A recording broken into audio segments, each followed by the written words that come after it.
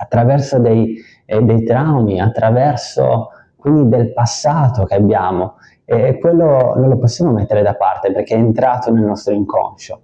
E quindi cosa dobbiamo fare? Dobbiamo semplicemente seguire questi 4 step adesso.